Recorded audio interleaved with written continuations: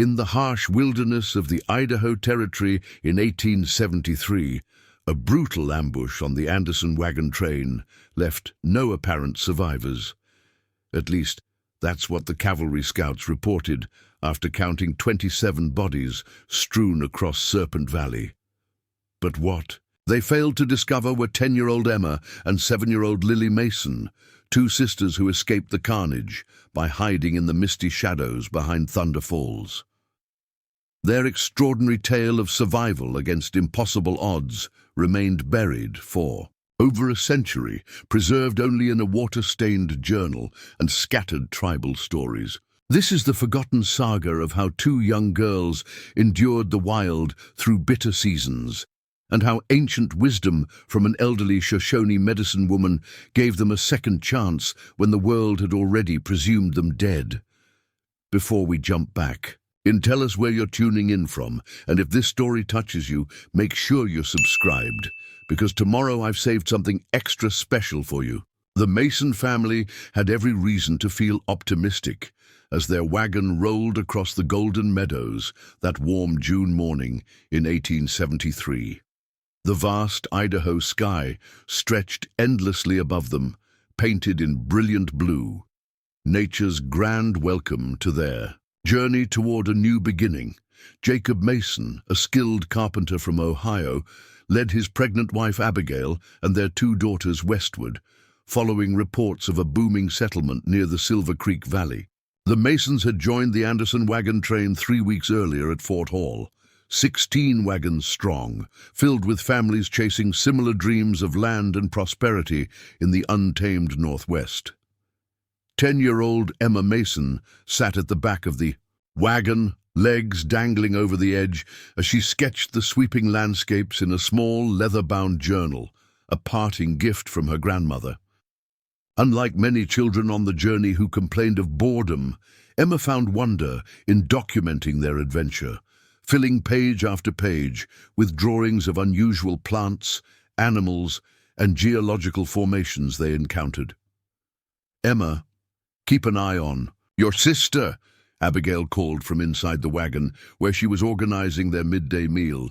7-year-old Lily was prone to wandering, captivated by butterflies and wildflowers that drew her attention away from the caravan. The younger Mason girl possessed an intuitive connection to nature that both delighted and worried her parents. She could identify birds by their calls alone and seemed to sense weather changes hours before they arrived. "Look, Emma," Lily pointed, toward a distant rocky ridge where a waterfall cascaded down into a lush valley. "The water is dancing." Emma glanced up from her journal. "Thunder Falls," she read from the map their father had shown them that morning. "Mr. Anderson says we'll camp near there tonight." The sisters watched as the magnificent waterfall grew larger on the horizon, its mist creating rainbow prisms in the afternoon light. Neither girl could have imagined that this natural wonder would soon become their salvation. The Anderson wagon train had been counseled to avoid Serpent Valley altogether. Lieutenant Wallace at Fort Hall had explicitly warned about increasing tensions with renegade bandits in the region, a dangerous mix of deserters, outlaws, and disgruntled prospectors who had formed a violent gang known as the Serpent Raiders. "They target wagon trains and supply convoys," the lieutenant had cautioned during their stopover. "The northern route adds only 4 days to your journey and virtually guarantees your safety." Thomas Anderson, the expedition leader, had initially accepted this advice. But when a trader arrived with news of flash flooding along the northern route, Anderson called for a vote among the families. "The Serpent Valley route saves us nearly a week," Anderson argued during their campfire council. "Every report suggests the raiders have moved further south after the cavalry's last patrol." Jacob Mason had voiced strong opposition that night. 4 extra days means nothing if it ensures my family's safety," he insisted, his hand protectively on Abigail's shoulder, "especially with my wife expecting our 3rd child before winter." "Then travel alone if you're so fearful." Richard Dawson, a wealthy merchant with 3 wagons of his own, had retorted. "Some of us have investments waiting that can't afford such delays." The vote had gone in favor of the Serpent Valley route, 10 families to 6. Jacob Mason reluctantly agreed to continue with the group, knowing that traveling alone would pose even greater dangers for his pregnant wife and daughters. It was a decision that would haunt his final moments. As the wagon train approached the narrow entrance to Serpent Valley, an unnatural silence fell over the landscape. The constant chorus of birds that had accompanied their journey suddenly ceased. Even the insects grew quiet, leaving only the creak of wagon wheels and the occasional snort of oxen to break the stillness. Lily noticed it first. "Papa," she whispered, tugging at her father's sleeve. "The birds stopped singing." Jacob Mason immediately tensed, his hand moving to the rifle propped beside him. He had served briefly in the cavalry and recognized the warning signs of an ambush. "Thomas!" he called toward the lead wagon where Anderson rode. "Hold up! Something's not right." But his warning came too late. The first shot rang out from the rocky ridges above, striking one of the oxen pulling the Dawson family's lead wagon. Then came the thunderous sound of hoofbeats as riders emerged from concealed positions among the boulders, flanking the valley entrance. "Raiders!" Anderson shouted. "Circle the wagons!" Chaos erupted as families scrambled to form a defensive position, but the narrow confines of the valley entrance made the maneuver nearly impossible. Women grabbed children and pulled them into wagons, while men reached for weapons. Jacob Mason acted with the decisive clarity of someone who had anticipated this moment. "Under the wagon," he ordered Emma and Lily. "Stay there no matter what happens." The girls scrambled beneath the wagon bed as their father grabbed his rifle and took position at the front wheel. Abigail Mason, showing remarkable composure despite her advanced pregnancy, passed ammunition to her husband from the relative cover of the wagon's interior.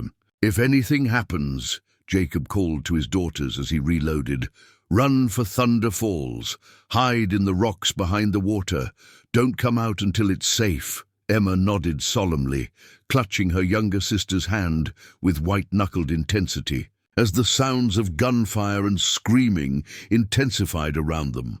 Through gaps between the wagon wheels, she watched in horror as raiders in dusty clothes and bandanas circled the beleaguered caravan. The memories of what followed would haunt Emma's dreams for years to come. Fragmented images of violence too horrific for a child to fully comprehend. She saw Mr. Dawson fall beside his wagon, saw Mrs. Anderson clutching her infant son as she ran for cover, only to collapse mid-stride. When a raider's bullet splintered the wagon wheel beside them, Jacob Mason made a desperate decision. "Girls, run now!" he shouted above the gunfire. "Head for the falls like I told you! Go!" Emma pulled Lily from beneath the wagon, and together they sprinted toward the tree line, hearts pounding in their ears. Neither dared look back, even when they heard their mother's scream cut through the chaos behind them. "Don't stop!" Emma gasped as Lily stumbled on the uneven ground. "We have to keep going." The sisters ran as they'd never run before, driven by pure survival instinct. The distant thunder of the waterfall grew louder as they approached, its massive curtain of water now representing their only hope. Behind them, the sounds of violence began to fade, replaced by the ominous whoops of the raiders celebrating their victory. They reached the base of Thunder Falls as the sun dipped below the western ridge, casting long shadows across the valley. The waterfall roared before them, a 60-foot cascade plunging into a deep pool surrounded by moss-covered rocks. "There," Emma pointed to a narrow pathway visible along the cliff face, partially hidden by the waterfall's spray. "We can get behind it." Holding hands, the sisters carefully picked their way across slippery stones, the waterfall's mist soaking their clothes as they moved behind its liquid veil. The narrow ledge widened into a shallow cave, a natural sanctuary hidden from view by the curtain of rushing water. Wet, terrified and exhausted, Emma pulled Lily into a tight embrace as they huddled against the damp rock wall. The roar of the falls masked their sobs as the full horror of what they had witnessed began to settle into their young minds. "Mama and Papa will find us," Lily whispered, her voice barely audible above the thundering water. "They know where we are." Emma said nothing, stroking her sister's hair as darkness fell over Serpent Valley. She was old enough to understand what they had witnessed, wise enough to recognize the terrible truth that no one would be coming for them. As the first stars appeared in the narrow slice of sky visible through the waterfall, Emma Mason faced the grim reality that she and her sister were now alone in the wilderness, miles from the nearest settlement, with winter only months away. What neither girl realized as they huddled together for warmth was that they were being watched. From the shadowy forest across the pool, keen eyes had observed their flight to the waterfall, eyes that belonged neither to raider nor to cavalry scout, but to someone who walked between worlds, Morning Star, an elderly Shoshone medicine woman, who had been gathering herbs when the distant sounds of violence drew her attention to Serpent Valley. As the Mason sisters drifted into uneasy sleep behind Thunderfalls, Morning Star made her own plans. The old ways taught that such meetings were not chance, but destiny. The spirits had placed these children in her path for a purpose. By first light, she would discover what that purpose might be. Preparing and narrating this story took us a lot of time, so if you are enjoying it, subscribe to our channel. It means a lot to us. Now back to the story. Dawn broke over Thunder, falls with a palette of pink and gold streaking across the sky. Emma Mason awoke first, momentarily disoriented by the roar of water and the damp chill permeating her clothes. Reality crashed back as she felt Lily's small form curled against her side, her sister's face peaceful in sleep despite the trauma of the previous day. Emma carefully extracted herself and moved to the edge of their hidden sanctuary. Through the shimmering curtain of water, she surveyed the valley below, searching for any sign of movement, raiders or rescuers. The landscape appeared eerily serene, betraying no evidence of yesterday's violence from this distance. Her stomach clenched with hunger. They had fled without food, without supplies, with nothing but the clothes on their backs and Emma's journal tucked securely in her dress pocket. If they were to survive, she would need to venture out and find something to eat. "Lily," she whispered, gently shaking her sister, "I need to look for food. You must stay hidden. Don't come out unless I call for you." Lily blinked awake, fear instantly flooding her eyes. "Don't leave me," she pleaded, grabbing Emma's arm. "I won't go far," Emma promised, "but we need to eat. Remember how Papa taught us to stay quiet when hunting? That's what I need you to do now." Reluctantly, Lily nodded. Emma squeezed her sister's hand reassuringly before carefully navigating the narrow ledge beside the waterfall. She emerged from behind the cascade, her clothes instantly drying in the morning sun as she scanned the area for anything edible. Near the edge of the forest, Emma spotted a cluster of berry bushes. Her heart leaped, sustenance within reach. She had taken just 3 steps toward them when a voice spoke directly behind her. "Those are not for eating, young one." Emma whirled around, nearly losing her balance on the slippery rocks. Standing, not 10 feet away, was an elderly indigenous woman, her copper face deeply lined with age, her long silver hair braided with small feathers and beads. She wore a deerskin dress adorned with intricate quill work and carried a basket filled with plants and roots. "Those berries bring stomach sickness," the woman continued in accented but clear English, gesturing toward the bush Emma had been approaching. "These are better." She reached into her basket and extended a handful of darker berries. Emma froze, torn between fear and desperate hunger. The stories she'd heard in Ohio depicted indigenous people as savages, but her father had always challenged such notions, insisting that most tribes were peaceful unless provoked. The old woman seemed to read her thoughts. "I am Morning Star of the Shoshone people. I mean no harm to children." She placed the berries on a flat stone between them and stepped back, giving Emma space. After a moment's hesitation, Emma inched forward and grabbed the berries. They were sweet and tangy, instantly, easing the hollow ache in her stomach. "There is another child," Morningstar stated matter-of-factly. "Behind the water." Emma stiffened. "My sister," she admitted cautiously. "Lily." Morningstar nodded. "The raiders have gone, but others will come soon. Men in blue coats who ask many questions. You cannot stay here." "Soldiers?" Emma asked, hope flickering. "They could help us get to Silver Creek. Our uncle is expecting us there." The old woman's expression remained impassive, but her eyes held a depth of knowledge that made Emma uncomfortable. "Silver Creek is many days' journey. Winter comes early to these mountains. 2 small ones would not survive alone." The brutal truth of their situation settled over Emma like a heavy blanket. Their parents were gone. They had no supplies, no weapons, and no knowledge of this territory. Even if they could somehow reach the nearest settlement, what awaited them there? An orphanage? Separation? "I live there." Morningstar pointed toward the distant foothills, where wisps of morning mist clung to the pine forest. "My home has food, warmth, safety. You and small sister can shelter until snow melts." Emma hesitated, weighing impossible options. Trust this stranger from a people she had been taught to fear, or face certain death in the wilderness.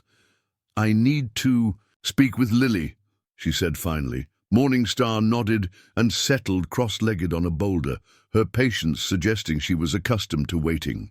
Emma returned to the cave behind the waterfall, where Lily had pressed herself against the wall, clearly having overheard voices. "Who is she?" Lily whispered, eyes wide. "Her name is Morning Star. She's Shoshone," Emma explained, offering some of the berries.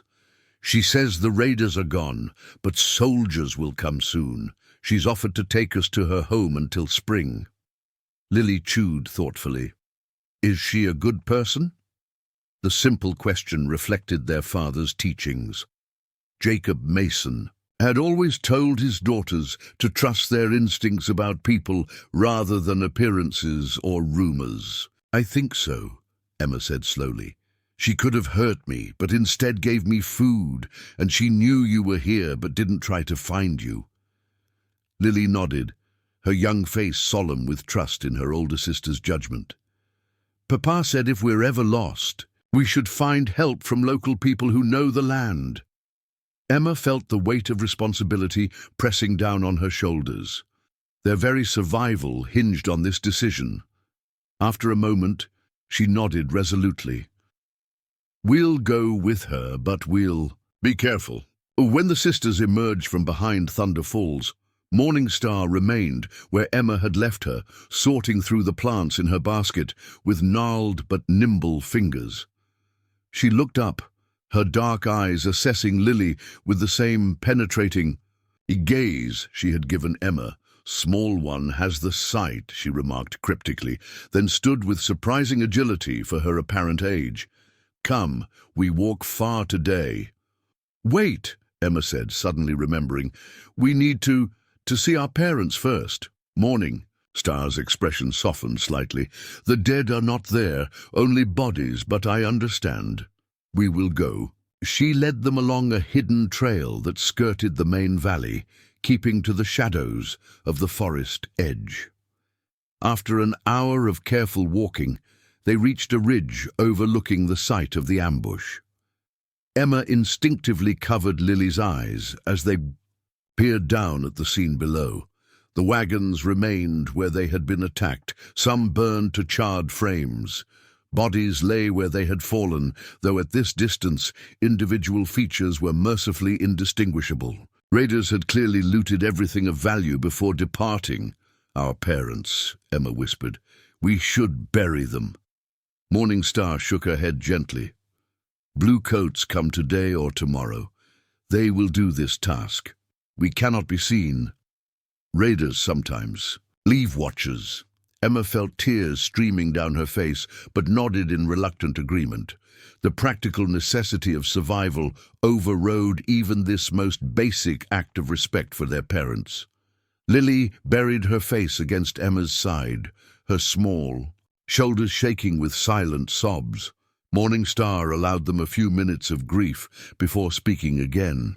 "We honor dead by living well," she said simply. "Your parents' spirits know you remember them." With one last look at the valley where their old life had ended, Emma turned away, guiding Lily to follow Morning Star deeper into the forest. Their journey to the medicine woman's home took the remainder of the day, winding through ravines and across streams that Emma suspected were deliberate choices to mask their trail. By late afternoon, when Lily's steps had begun to falter with exhaustion, they reached a small clearing nestled against a cliff face. A log structure stood partially built into the rock wall itself, nearly invisible among the surrounding pines unless one knew exactly where to look.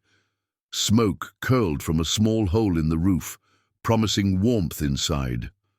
"We are here," Morning Star announced. Eagle's Nest. The interior of Morning Star's home surprised the girls. Rather than the primitive conditions Emma had expected, they found a space that was both orderly and comfortable. A central fire pit provided warmth, while smoke escaped through a cleverly designed chimney. Woven mats covered the packed earth. Floor and shelves carved directly into the rock wall held an impressive array of pottery vessels, dried plants, and mysterious bundles. Morning Star directed the exhausted sisters to a pile of soft furs in one corner. "Rest now! Food soon!" Emma kept a protective arm around Lily as they settled onto the makeshift bed, too tired to maintain their wariness. The gentle crackling of the fire and the earthy scent of herbs hanging from the rafters created an unexpected sense of security. Despite their circumstances, both girls fell into deep sleep within minutes. When they awoke, twilight had descended outside. Morning Star sat by the fire, stirring a pottery vessel that emitted a rich, savory aroma. Without speaking, she ladled stew into wooden bowls and placed them before the sisters, along with carved wooden spoons. The meal, a hearty mixture of venison, wild onions, and unfamiliar roots, was the first substantial food they'd had since before the attack. Emma watched carefully as Lily took her first tentative sips, then began eating herself when her sister showed no hesitation. As they ate, Morning Star studied them with those penetrating eyes. "You have questions," she stated. Emma nodded, suddenly finding her voice. "Why are you helping us?" The old woman's face remained impassive, but something flickered in her eyes, perhaps approval at the direct question. "Many moons ago, a white man's medicine saved my grandson when fever nearly took him. The Great Spirit teaches balance in all things. Now I help white children. Will you take us to Silver Creek when spring comes?" Emma asked. Morning Star was silent for a long moment. "If that is your path," she said finally, "but winter is long in these mountains. Many moons will pass before snow melts. You will learn much before then." "Learn what?" Lily spoke up for the first time since entering the dwelling. A hint of a smile touched the old woman's lips. "How to survive, how to hear what the wind tells you, how to see what others cannot." Her gaze lingered on Lily. "Some things you already know without learning." Emma didn't fully understand the medicine woman's words, but an unfamiliar sensation had begun to replace her overwhelming fear. A tentative glimmer of hope. They were alive. They had shelter. They had found someone who, for whatever reason, seemed committed to their survival. As darkness settled completely outside Eagle's Nest, Morning Star hung a tanned hide over the entrance and added wood to the fire. The flames cast dancing shadows on the walls, creating an atmosphere that felt strangely separate from the world of violence they had fled. "Tomorrow," the old woman said, as she arranged additional furs for the sisters to use as blankets, "we begin." What exactly they were beginning, Emma wasn't certain. But as she watched Lily's eyelids grow heavy beside her, she realized that their lives had been irrevocably divided into before and after. Everything familiar was gone. Their very survival now depended on adapting to this new reality, learning from this enigmatic woman who had appeared when they needed her most. Outside, an owl called 3 times, a sound that would have meant nothing to Emma yesterday, but now seemed laden with significance in this strange new world they had entered. The first week with Morning Star tested every ounce of the Mason sisters' resilience. The medicine woman maintained a schedule as unwavering as the rising sun, waking them before dawn each day for what she called their new education. "Different learning now," she explained on their 3rd morning, as Emma reluctantly opened her eyes to the dim pre-dawn light filtering through the smoke hole. Not books, not numbers, learning that keeps breath in body when world turns harsh. Emma had always excelled in her formal schooling back in Ohio, taking pride in her neat penmanship and quick calculations. This new curriculum challenged everything she understood about education. Each morning began with gathering. Plants for food, plants for medicine, plants for crafting tools and implements.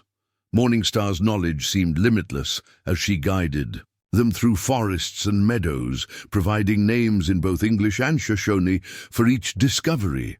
"This is yarrow," she instructed, indicating a feathery-leaved plant topped with tiny white flowers. "Stops bleeding, fights fever. Remember its face. Remember where it chooses to grow." Emma dutifully recorded these lessons in her journal each evening, creating detailed drawings alongside Morningstar's teachings. Lily, meanwhile, displayed an uncanny ability to remember the location of every plant they encountered, often finding specimens more quickly than even Morningstar herself. "Small one has earth vision," the medicine woman remarked with rare approval when Lily unerringly led them to a patch of rare golden seal hidden among fallen logs. "She sees beneath what others see." The afternoons focused on preparation and preservation. Morningstar showed the girls how to dry herbs properly, how to extract essential oils, how to prepare poultices and tinctures. Their small hands grew increasingly confident with the mortar and pestle, grinding seeds and roots to fine powders under the old woman's watchful eye. "Why must we learn all this?" Emma asked one afternoon as they hung bundles of mint from the rafters. "Won't we be returning to Silver Creek in spring?" Morningstar's weathered hands continued their methodical work as she answered, "Knowledge never burdens shoulders. What eyes have seen and hands have learned stays forever." She secured another bundle before adding, "Path ahead, not always what we expect." By the end of their first week, blisters had formed and broken on. Emma's soft hands, replaced gradually by the beginnings of calluses. Muscles unaccustomed to such labor ached each night as the sisters collapsed onto their fur bedding. Yet amid the physical challenges, Emma noticed subtle changes in Lily. Her normally reticent sister laughed more freely, walked more confidently, and even spoke directly to Morningstar without first looking to Emma for permission. The second week brought new lessons. Morningstar led them deeper into the forest, teaching them to identify animal tracks and understand the stories written in disturbed foliage and bent grasses. "Deer passed here before morning light," she demonstrated, pointing to distinctive hoofprints partially obscured by fallen leaves. "Two, mother and young one, not running, not afraid." Emma struggled to see these distinctions, but Lily absorbed the teachings with natural intuition. By week's end, the younger Mason could differentiate between raccoon and fox tracks, could tell which direction a bird had flown based on disturbed branches, could even estimate how recently an animal had passed by, examining the clarity of its prints. Sisters learn differently, Morningstar observed one evening as they prepared dinner, a stew made from roots, dried venison, and wild onions. Tall one learns here, she tapped her temple. Small one learns here. Her hand moved to her chest. Above her heart, Emma understood the assessment immediately. Her approach had always been methodical, analytical, the same way she had approached her schoolbooks. Lily's understanding seemed to emerge from a deeper, more instinctive place. The third week brought their first encounter with outsiders since the ambush. Emma was practicing fire starting using a bow drill Morningstar had crafted for her, a frustrating task that had left her with nothing but blistered palms and smouldering tinder. When the medicine woman suddenly stiffened, "Inside," she commanded, her voice urgent but controlled. "Now!" The sisters obeyed instantly, retreating into Eagle's Nest while Morningstar quickly scattered their practice materials and partially covered the smoke hole. Through a small gap in the hide covering the entrance, Emma watched as the old woman casually gathered firewood near the edge of the clearing, appearing to anyone passing by as simply an elderly indigenous woman attending to daily chores. Minutes later, Emma heard what had alerted Morningstar, the distant sound of horses approaching, followed by male voices. From her limited vantage point, she caught glimpses of blue uniforms as a cavalry patrol passed less than 100 yards from Eagle's Nest. "Those men could help us," Emma whispered to Lily, a flicker of their former life momentarily rekindling. "Morningstar says we must not be seen," Lily responded firmly, surprising Emma with her conviction. "Blue coats bring more blue coats, questions without end." The soldiers passed without incident, never noticing the nearly invisible dwelling or its occupants. When Morningstar returned inside, she found Emma unusually quiet, lost in thoughts of the world beyond their forest sanctuary. "You think of going with them?" the medicine woman stated, not a question but an observation. Emma nodded hesitantly. "They could take us to Silver Creek, to civilization." Morningstar settled beside the central fire, adding a handful of dried herbs that filled the dwelling with a calming aroma. "What is this civilization?" she asked. "Place where children learn many words from books but cannot feed themselves when hungry? Place where people forget how to hear trees speaking before storm comes?"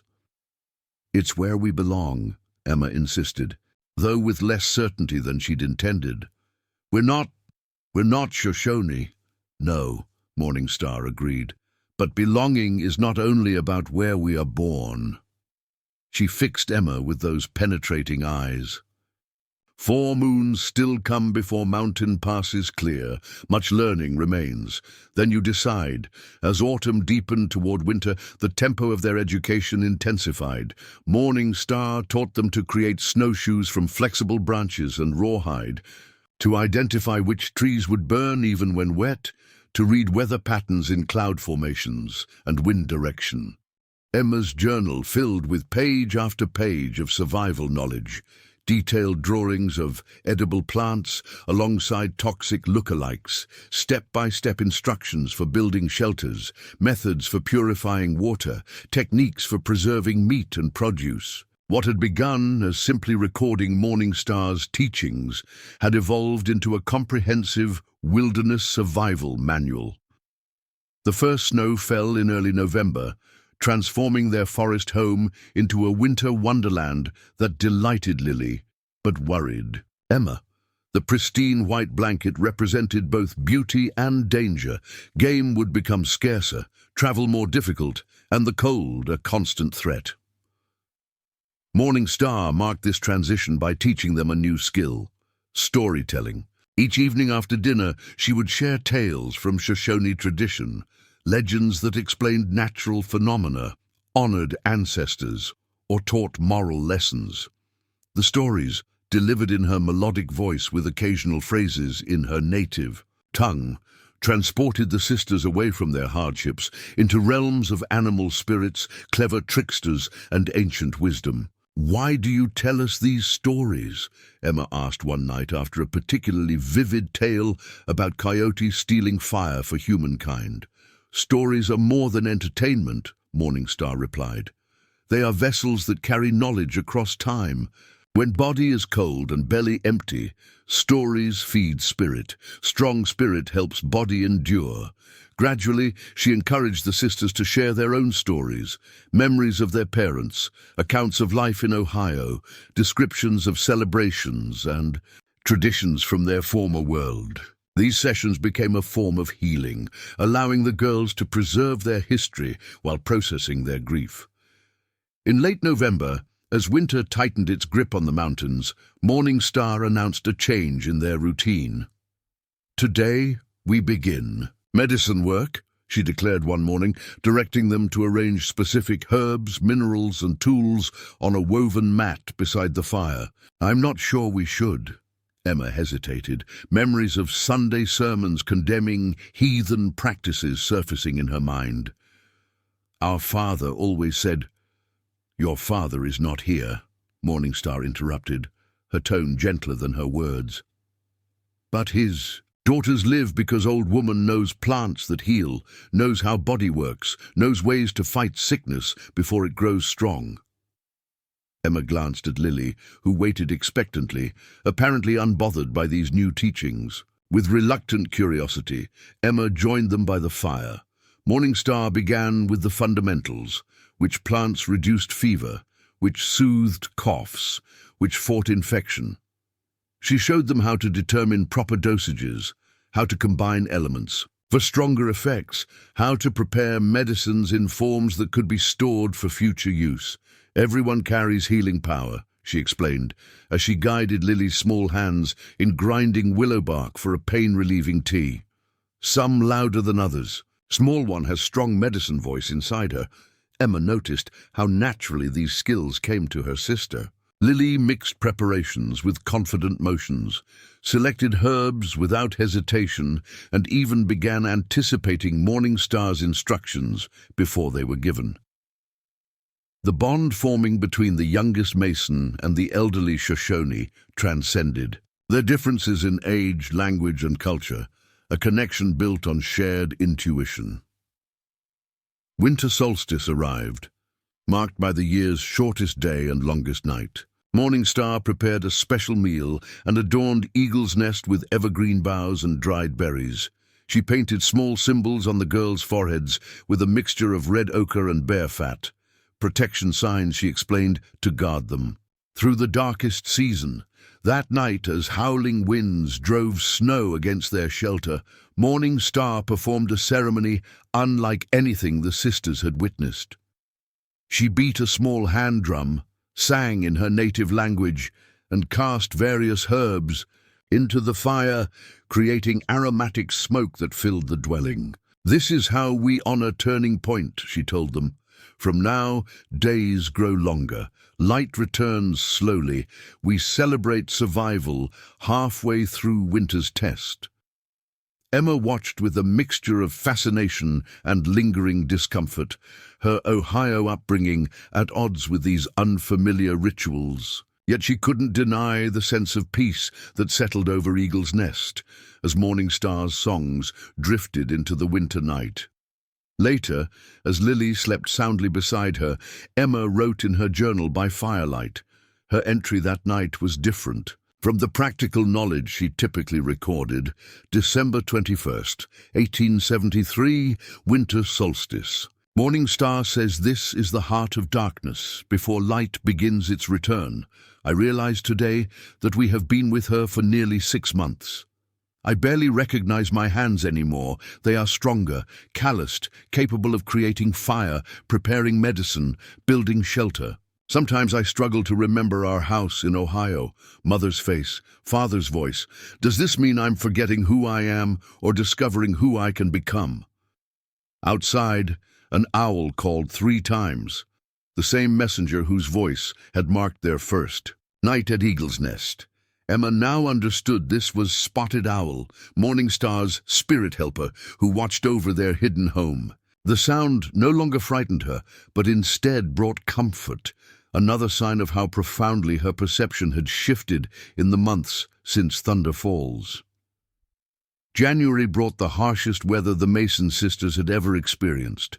Snowdrifts, piled higher than Eagle's Nest itself, transforming the forest into an alien landscape of white mounds and ice-laden branches. Temperatures plummeted so severely that Morningstar taught them to recognize the distinctive crack of trees splitting from internal frost, a sound like distant gunfire that initially triggered traumatic memories of the ambush. Cold brings greatest danger, but also greatest teaching, Morningstar explained, as she demonstrated how to layer clothing for maximum warmth. Body must learn efficiency, no wasted movement, no wasted heat. Their daily routine adapted to winter's constraints. Outside excursions became shorter but more intense, focused on maintaining their hunting trap lines and gathering the few medicinal plants that remained accessible beneath the snow. Inside Eagle's Nest, they devoted hours to crafting tools, preparing hides, and expanding their knowledge of healing. One bitterly cold morning, Emma awoke to find Lily's forehead burning with fever. Her sister's normally rosy cheeks had paled, and her breathing came in shallow gasps. "Morningstar!" Emma called out, panic edging her voice. "Lily's sick!" The medicine woman appeared instantly at their bedside, her face betraying no alarm as she placed gnarled fingers on Lily's throat and forehead. After a moment of assessment, she nodded to herself and began gathering supplies from her extensive stores. "Lung sickness," she diagnosed. "Many children taken by this enemy in winter moons, but we fight strong." For the next 3 days, Emma barely slept as she assisted Morningstar in Lily's treatment. They administered teas brewed from pine needles, and Malene created steam inhalations with eucalyptus oil traded from southern tribes and applied chest poultices of mustard seed and clay. When Lily's fever spiked dangerously on the second night, Morningstar performed a healing ceremony that lasted until dawn, chanting softly while brushing an eagle feather over the child's trembling form.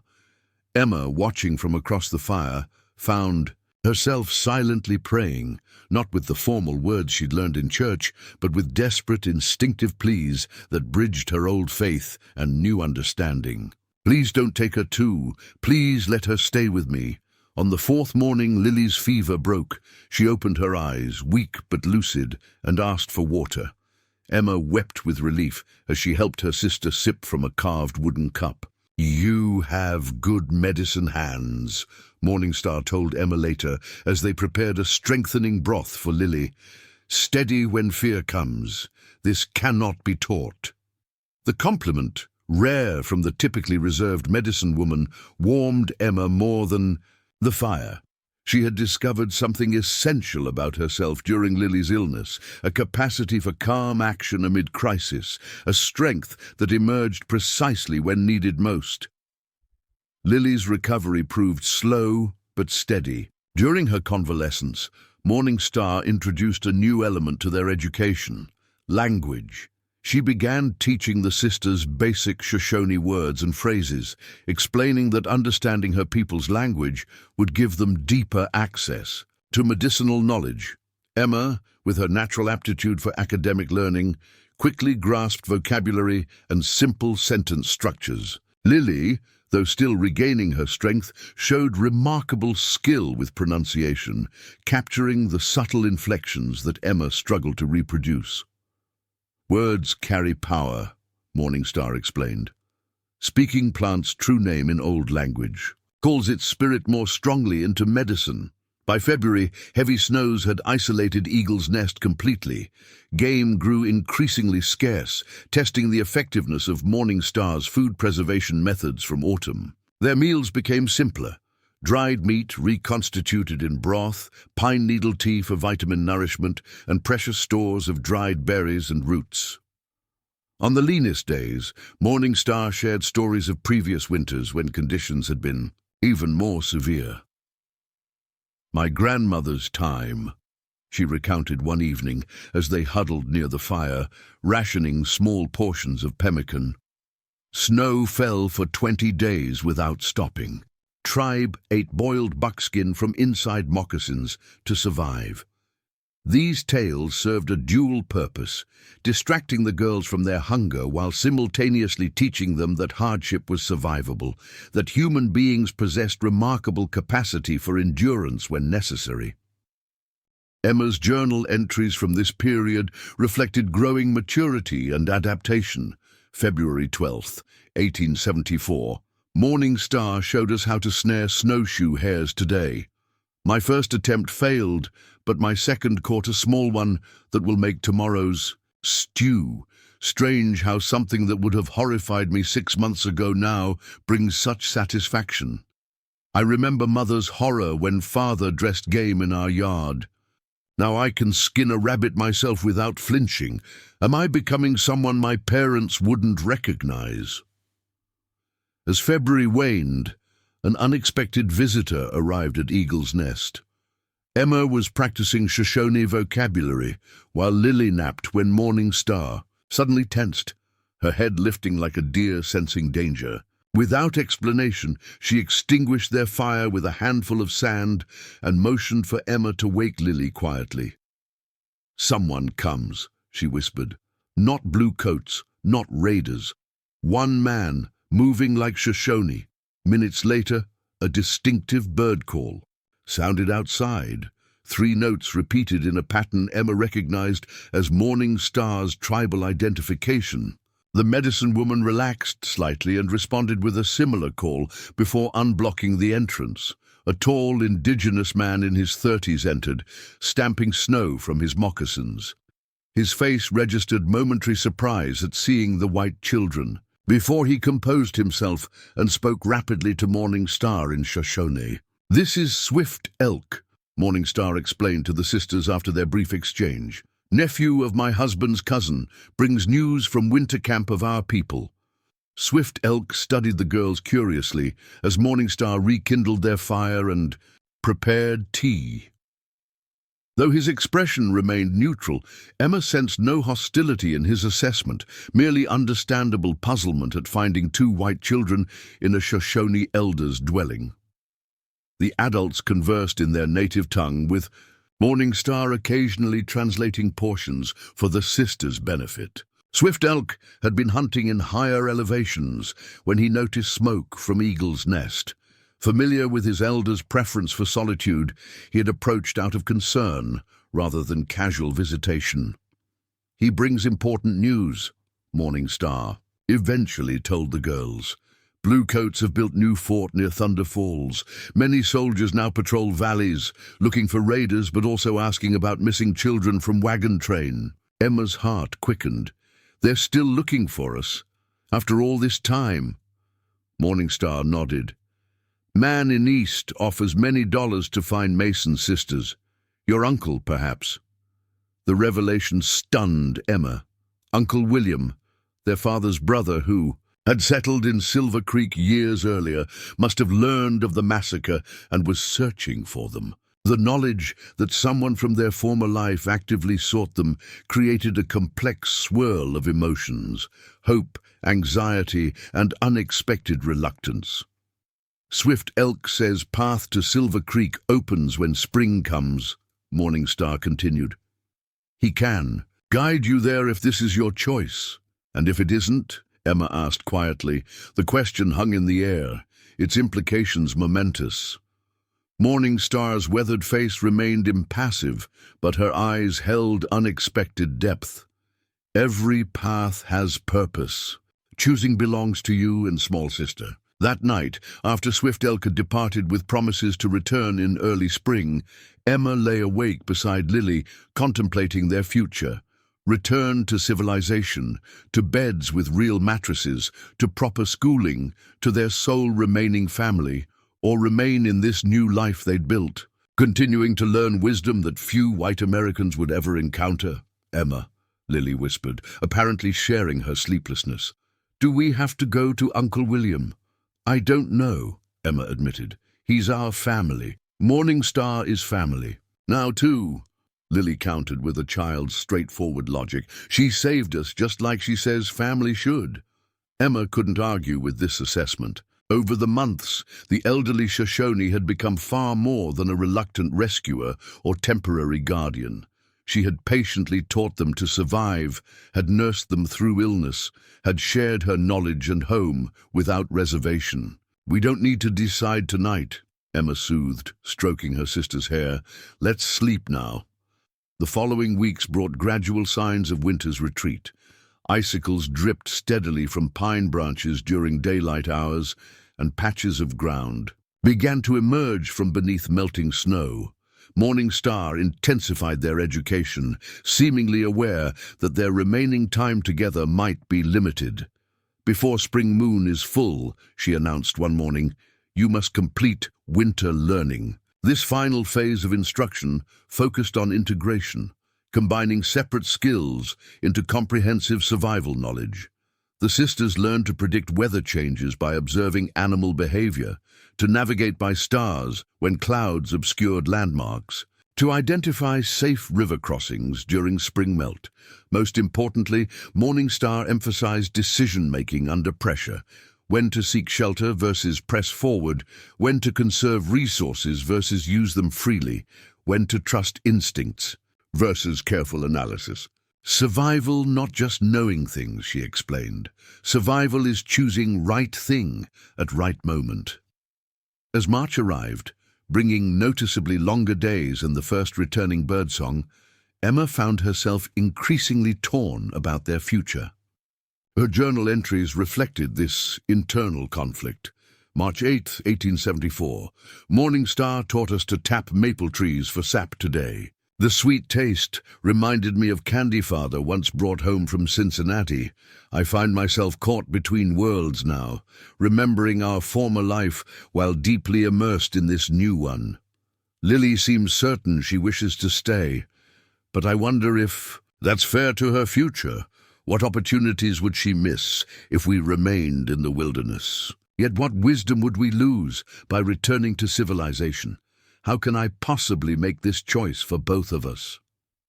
The climax of their winter education arrived during the first significant thaw.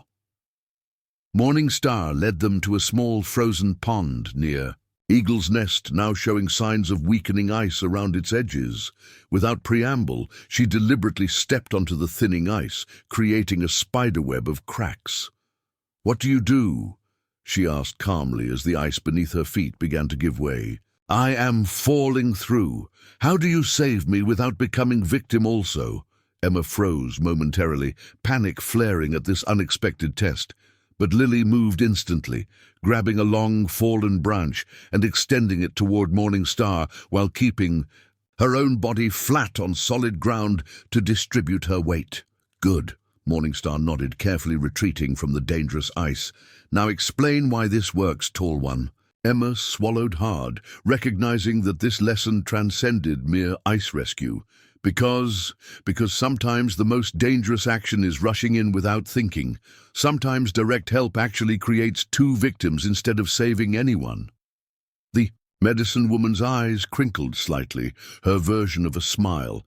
"You learn well. Different strengths, same wisdom." That evening, as they prepared a celebratory meal of fresh rabbit stew, their first non-preserved meat in months, Morning Star presented each sister with a gift.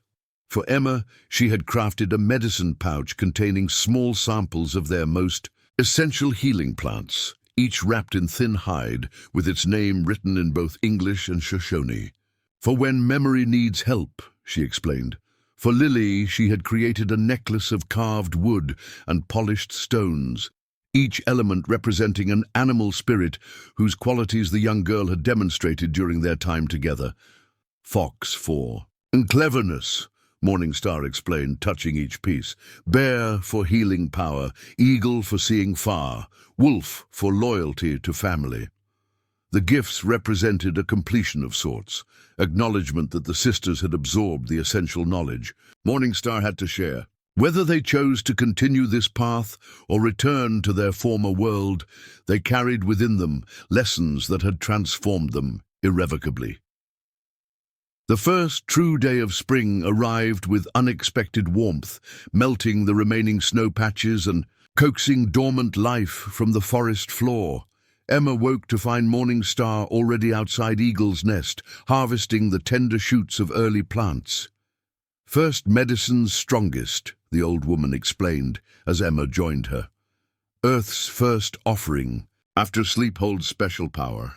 They worked in companionable silence, filling baskets with fresh growth, dandelion leaves for blood-purifying tea, chickweed for healing salves, wild onion shoots for flavoring and health.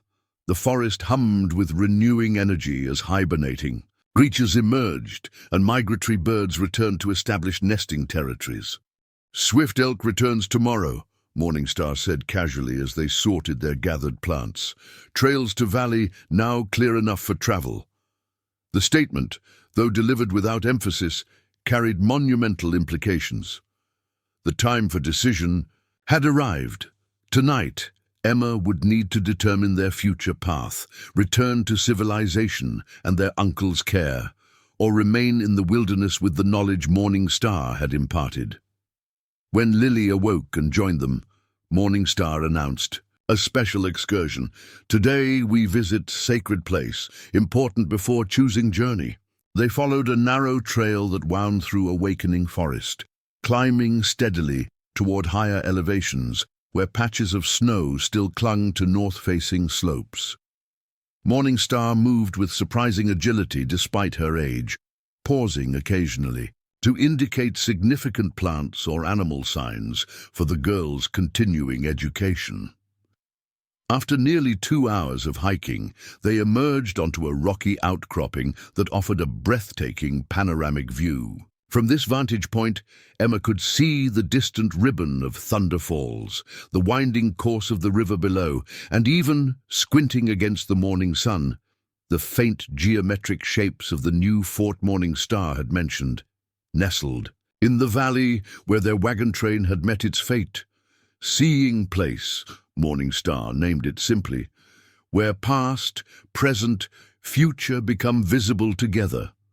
The medicine woman settled cross-legged on a flat rock, motioning for the sisters to join her. From her pouch, she withdrew a small bundle wrapped in soft hide, ceremoniously unwrapping it to reveal a pipe carved from red stone.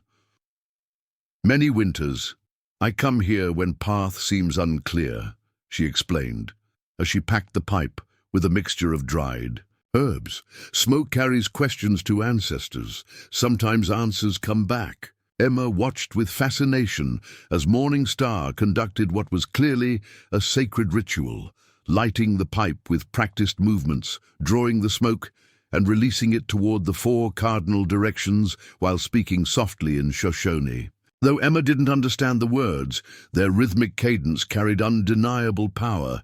After completing the ritual, Morning Star turned her penetrating gaze on the sisters. "Now you speak hearts. No fear of wrong words."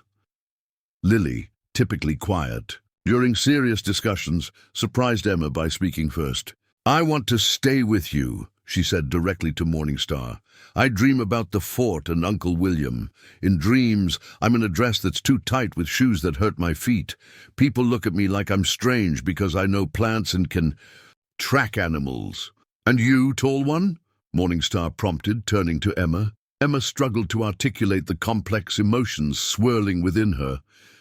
"I feel torn," she admitted. "Part of me knows we should return to our own world, to education, to opportunities, to what our parents would have wanted. But another part feels—" She searched for the right words. "Feels like I've discovered something true here, that I might lose forever if we go back." Morning Star nodded, unsurprised by their responses. Sisters walk different spirit paths, though born to same parents. This is natural. She tapped the ground between them. But paths that divide can meet again when watched with wisdom. She refilled her pipe, this time offering it first to Emma, a gesture of profound respect that recognized her status as decision-maker for the sisters. "I can't," Emma hesitated, remembering stern warnings from their church minister about heathen practices. "Not asking you become Shoshone," Morningstar clarified, "asking you open mind to seeing clearly. Smoke carries away clouds that hide true path." After a moment's deliberation, Emma accepted the pipe, following Morningstar's instructions to draw the smoke without inhaling deeply. The herbs created a momentary lightheadedness, followed by unusual clarity, as though her thoughts had been scattered puzzle pieces suddenly arranged in comprehensible order. When Lily took her turn, her small face grew solemn with unexpected maturity. The three females sat in silence afterward, gazing out over the awakening spring landscape. Three souls unified by circumstance, yet divided by heritage and destiny. Finally, Morningstar spoke. "I have something to show you." She reached inside her dress and withdrew a folded paper, yellowed with age and crumpled from long storage. With careful movements, she smoothed it open between them. Emma gasped. It was a wanted poster, crudely printed but still legible, featuring a younger Morningstar's face. The text declared her a dangerous medicine woman, wanted for theft of government property and harboring deserters, with a substantial reward offered for her capture. 20 winters ago, Morningstar explained, Bluecoat soldiers burned Shoshone village near Fort Hall, said we stole horses that were already ours. Many died, women, children, elders. I helped 3 young Bluecoats who refused to shoot children escape, led them to safety in mountains. For this, I became enemy. The revelation stunned Emma. This explained Morningstar's isolation, her wariness of soldiers, her careful concealment of Eagle's Nest. "You're a fugitive," Emma whispered. "All. This time," Morningstar nodded, "cannot go near fort or settlements. Cannot live with my people, as Bluecoats would punish entire band for hiding me." "Then why did you help us?" Lily asked, wide-eyed. "We could have revealed your location." The old woman's weathered face softened. "Children never enemies. Spirits placed you in my path for purpose." This new understanding cast their entire time with Morningstar in a different light. The medicine woman had risked her freedom, perhaps her life, to shelter them despite having every reason to distrust anyone associated with the civilization that had branded her a criminal. "What happened to the soldiers you saved?" Emma asked. "1 died of sickness despite my medicine. 2 found new lives, one with Nez Perce to north, one returned east with new name." Her eyes held ancient pain. "Price of mercy sometimes high. Never regretted." As afternoon shadows lengthened across the outcropping, Morningstar gathered her ceremonial items and prepared to return to Eagle's Nest. Before departing their sacred viewpoint, she turned to Emma with unusual directness. "Tomorrow, Swift Elk comes. Tonight you must choose, not just for now, but for path that honors both sisters' spirits." She touched Emma's medicine pouch, then Lily's spirit animal necklace. "My teachings already inside you cannot be taken away, no matter where feet walk." The journey back to Eagle's Nest passed in contemplative silence. Even normally chatty Lily seemed absorbed in the gravity of their impending decision. Emma's mind raced with possibilities, responsibilities and consequences, each option carrying both promise and sacrifice. That evening, Morningstar prepared a special meal using the spring's first offerings combined with the last of their winter. Stores, a symbolic bridging of seasons that felt appropriate to their moment of transition. As they ate, the medicine woman shared stories not of legendary figures or tribal history, but of her own life, her childhood in a large Shoshone encampment, her calling to the medicine path, her marriage to a respected hunter, and his death. From a sickness even her knowledge couldn't cure, life gives many paths, she concluded, some chosen, some forced upon us. Wisdom comes in recognizing difference. After their meal, Morning Star announced she would spend the night in prayer at a small sacred site nearby, leaving the sisters alone to make their decision without influence. This final gesture of respect, acknowledging their autonomy despite their young age, moved Emma deeply. Before departing, the medicine woman placed something wrapped in soft hide on the sleeping furs between the sisters. For remembering, whatever path opens tomorrow. When they unwrapped the package, the sisters discovered two exquisitely crafted miniature dolls, one representing Emma with her journal, the other depicting Lily with plants in her hands. They were made from materials gathered throughout their time together: buckskin from deer they had helped process, hair from the tail of a fox they had tracked, tiny beads Morning Star had kept for special purposes. "They're beautiful," Lily whispered, tears welling in her eyes. Left alone in Eagle's Nest, the sisters sat beside the fire, the dolls cradled carefully in their hands. Outside, darkness settled over the forest as creatures of the night began their chorus of calls and movements. "What should we do, Emma?" Lily finally asked, her voice small but steady.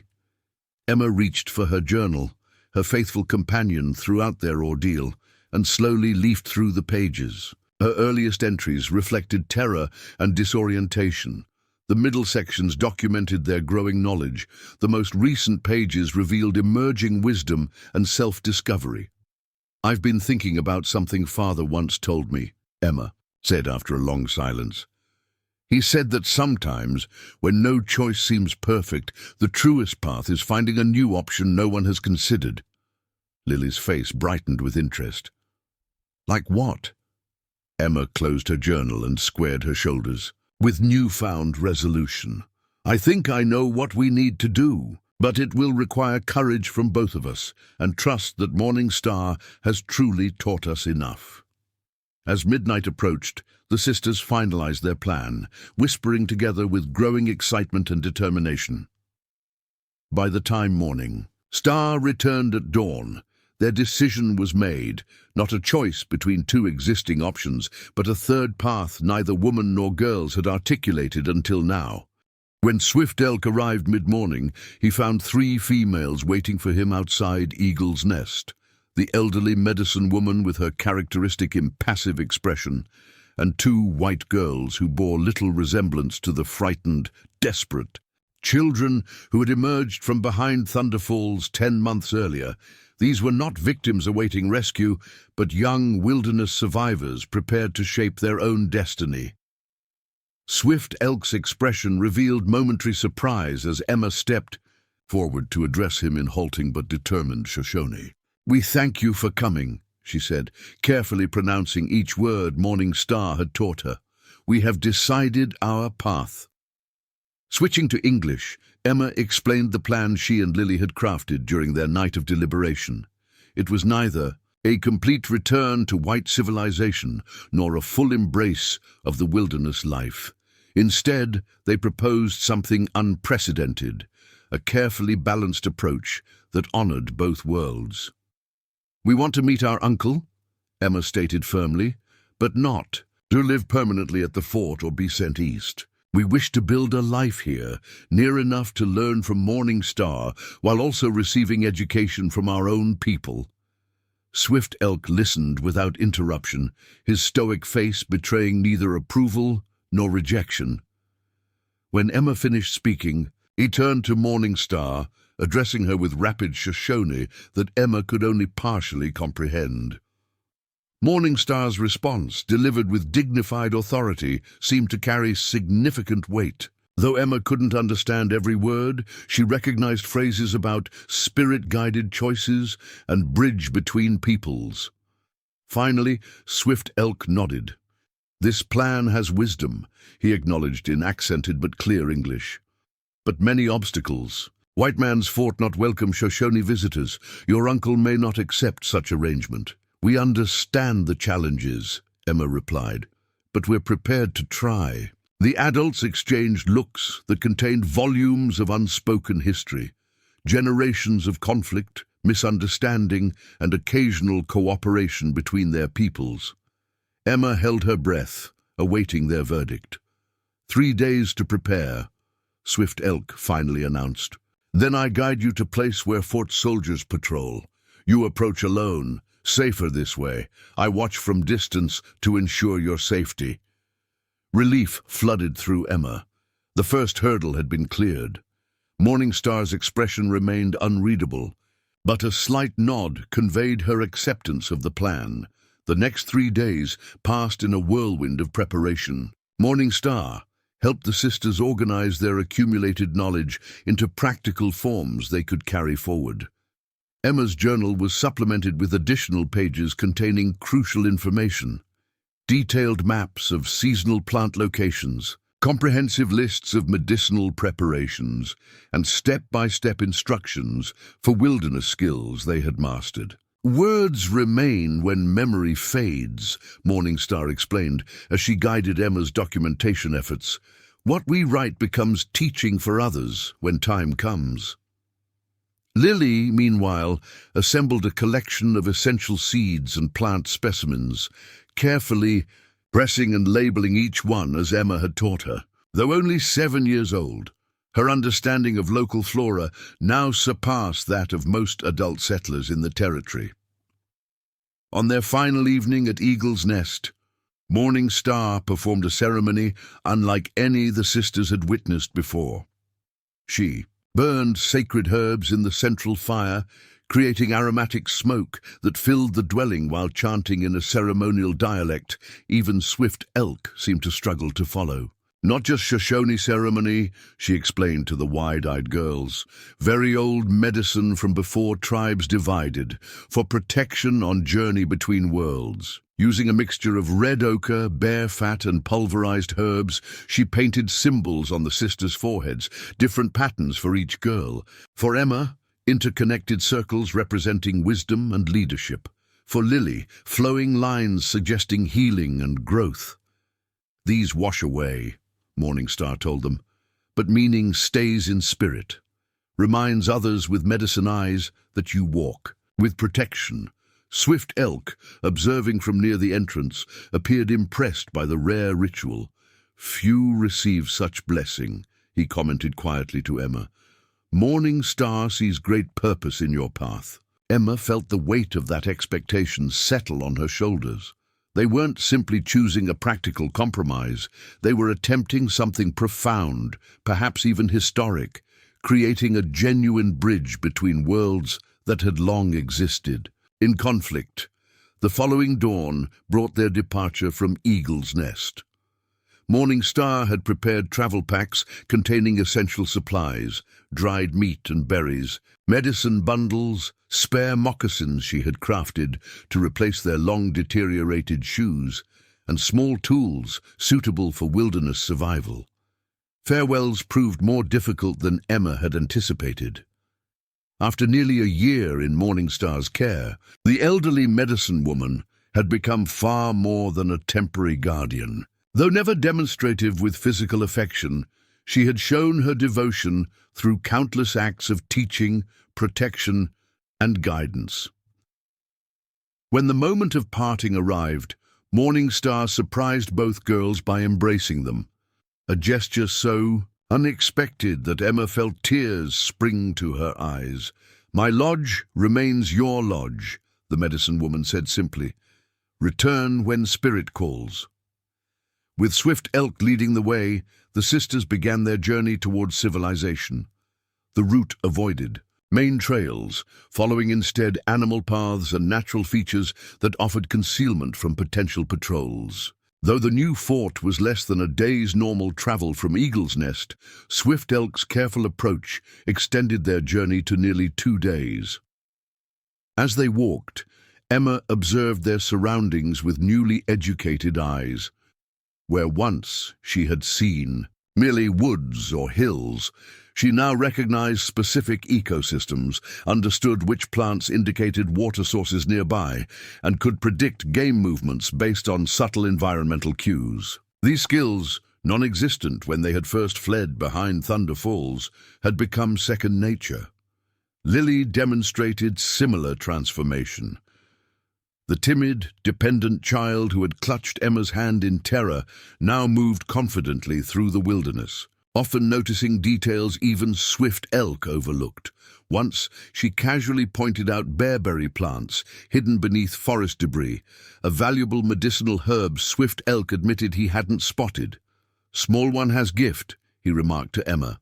"Rare even. Among my people." On the afternoon of their second travel day, Swift Elk led them to a ridgeline overlooking the valley. Below, the newly established Fort Clearwater stood as a stark geometric intrusion on the natural landscape. Square wooden buildings arranged around a central parade ground, the American flag fluttering above the tallest structure. Cavalry patrol. "Comes this way near sunset," Swift Elk informed them, pointing toward a well-worn trail leading from the fort. "Best place for you to be found." He studied their appearance critically. Must look like lost children, not wilderness dwellers. Emma understood his meaning. Despite their white heritage, 10 months with Morning Star had transformed them both physically and behaviorally. Their movements had acquired the silent, efficient quality of indigenous woodland travelers. Their handmade clothing, though recognizably adapted from their original garments, incorporated Shoshone design elements and materials. Following Swift Elk's guidance, the sisters made subtle adjustments to appear more as desperate survivors than acculturated wilderness children. They loosened their neatly braided hair, smudged their faces with strategic dirt, and arranged their clothing to conceal the more obvious Shoshone elements. "We cannot hide all knowledge in your eyes," Swift Elk observed, "but soldiers see what they expect to see." As sunset approached, he led them to a position near the patrol route, concealed within a stand of young aspens. "Wait here," he instructed. "When blue coats appear, walk onto trail as if wandering lost. I watch from trees until you reach fort safely." "What if they don't believe us?" Lily asked, sudden anxiety clouding her face. Swift Elk's stoic expression softened slightly. "Tell truth but simple version. Lost children found by kind tribal grandmother who kept you safe. No need for names or places." With that advice, he melted into the forest with such fluid movement that even Emma, accustomed to Morning Star's silent departures, couldn't track his passage. The sisters settled into their hiding place, Emma's arm protectively around Lily's shoulders as they awaited the patrol. "Are you afraid?" Emma whispered. Lily considered the question with unchildlike thoughtfulness. "Not of soldiers," she finally answered. "Afraid of tight shoes and scratchy dresses and people who think plants are just weeds." Emma squeezed her sister gently. "Remember our plan. We're not giving up what we've learned. We're adding to it." The distant sound of hoofbeats alerted them to the approaching patrol. Emma's heart raced as she recognized the blue uniforms of cavalry soldiers, 6 riders moving at an unhurried pace along the forest trail. This was the moment that would determine whether their plan succeeded or failed. "Ready?" she whispered to Lily, who nodded resolutely. Hand in hand, the Mason sisters emerged from their hiding place, deliberately stumbling onto the trail, approximately 50 yards ahead of the patrol. Emma had carefully choreographed their appearance, not directly in front of the soldiers, which might appear suspiciously convenient, but far enough ahead to seem natural, yet close enough to be noticed. The patrol leader spotted them immediately, raising his hand to halt his men. "Good Lord!" they heard him exclaim. "There's children out here!" Emma felt Lily's hand tighten in hers as the soldiers urged their mounts forward. This was no longer a theoretical plan, but a dangerous reality.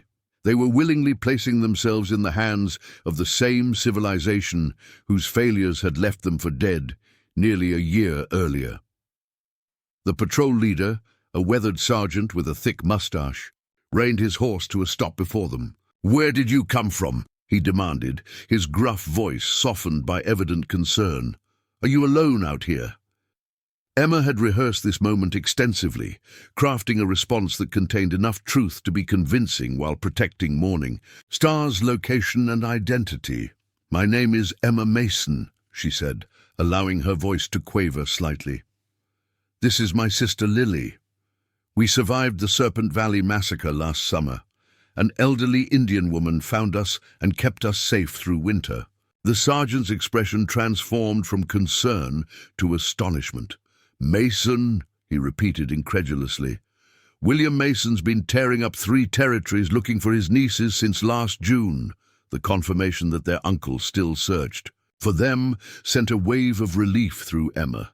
Despite 10 months without word, they hadn't been forgotten or abandoned. A flicker of guilt accompanied this relief. Perhaps their third path plan was merely selfish desire rather than wisdom. "Mount. Up with my men," the sergeant ordered, his manner now brisk with purpose. "Your uncle's going to think he's seen ghosts." As the soldiers helped them onto horseback, Emma caught a glimpse of movement in the forest, swift elk, fulfilling his promise to ensure their safety.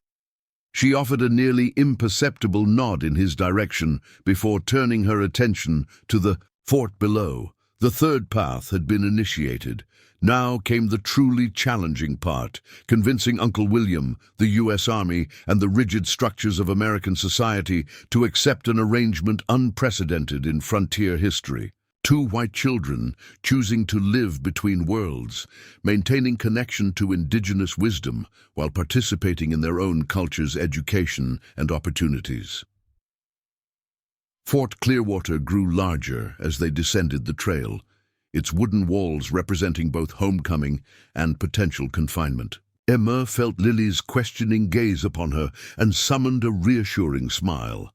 Whatever came next, they would face it together, no longer helpless victims, but determined young survivors with a unique vision for their future.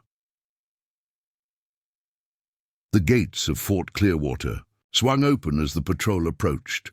Word of their discovery had apparently raced ahead, as a small crowd had already gathered in the central yard. Soldiers, civilian staff, and a tall, bearded man who pushed forward with desperate urgency as they entered. "Emma? Lily!" His voice broke with emotion. "My God, it's really you!" William Mason rushed toward them as they dismounted, dropping to his knees to embrace both girls simultaneously. His body shook with silent sobs as he clutched them tightly, as though fearing they might vanish if he loosened his grip. Emma studied her uncle's face, familiar yet changed from her childhood memories. The 4 years since they'd last seen him had etched new lines around his eyes, and his once dark hair now showed significant grey. Whether this aging was natural or accelerated by months of desperate searching, she couldn't tell. "We thought you were dead," he whispered hoarsely, finally pulling back to examine them properly. "Everyone said no one could have survived." Before Emma could respond, the fort commander approached, a stern-faced major whose perfect posture and immaculate uniform exuded authority. "Inside, please," he directed, gesturing toward the largest building. "This reunion deserves privacy, and the doctor should examine the children immediately." The following hours passed in a blur of examinations, questions, and explanations. The fort physician, a kindly man named Dr. Bennett, checked them thoroughly for injuries or illness, expressing astonishment at their robust health despite their ordeal. "Remarkable," he muttered as he listened to Lily's strong heartbeat. "Most children lost in the wilderness for even a few weeks show significant malnutrition and exposure damage. You two appear healthier than many of our soldiers." Emma provided a carefully edited version of their survival story to the commander and other officials who gathered in his office. She explained their escape during the ambush, their discovery of shelter behind Thunder Falls, and their rescue by an elderly indigenous woman who had taught them survival skills and cared for them through winter. "She was Shoshone," Emma acknowledged when directly questioned, "but she lived alone away from her tribe. She treated us like her own grandchildren." The officers exchanged skeptical glances. "And she simply released you near our patrol route?" The major asked dubiously.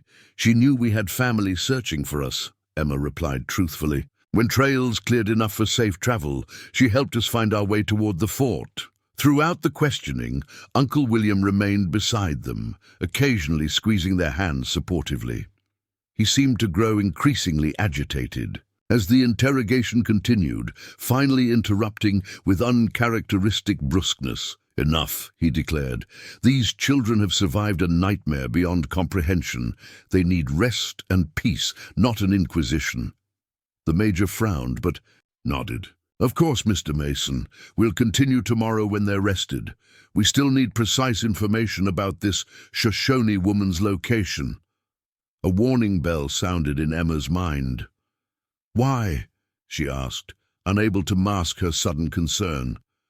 "Standard procedure," the major answered smoothly. "Any civilian who provides aid to American citizens must be properly acknowledged and compensated." Emma didn't believe him for a moment. Morningstar's wanted poster flashed in her memory, faded but still valid in military records.